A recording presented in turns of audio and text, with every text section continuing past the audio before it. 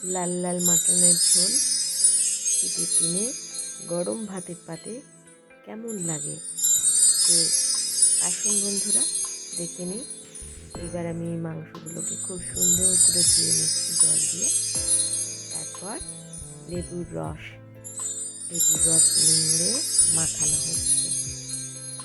মাখানোর পর তারপর আমি একটু নুন দিয়ে দিলাম বেশ করে মাংসটার ওপর। তারপর দই দিয়ে দিলাম, টক দই দিয়ে দেওয়ার পর তারপর হলুদ দিয়ে দিলাম, একটু নুন দিয়ে এটাকে একটু মেখে নিলাম।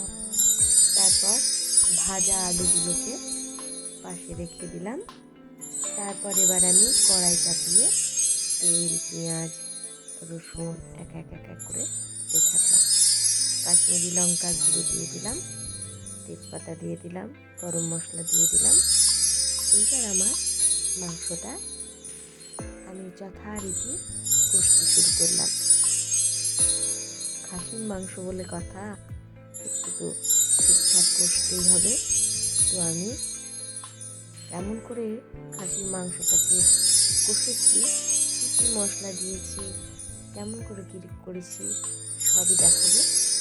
দেখুন, আমার মাংসটা কষতে কষতে প্রায় খানিক হয়েই এলো। এইবার আমি মাংসটাকে দেখবো একটু যে কতটা হয়েছে সেদ্ধ। তারপর আলুটা ঠিক সেই সময় মতন তো দেবো। তারপর আমি আলুটাকে কড়ার মধ্যে দেবো বলে রেডি করে রাখলাম। এরপর এক এক করে কড়ার মধ্যে সব দিয়ে দিলাম। আমার মোটামুটি মাটন রেডি। এইবার আমি মাটন টেস্ট করার পালা। দেখলাম কেমন নুন মিষ্টি স্বাদ হয়েছে। তারপর সার্ভ করার জন্য রেডি হয়ে গেলাম গরম ভাতের পাতে। দেখুন বন্ধুরা, আপনাদের কেমন লাগছে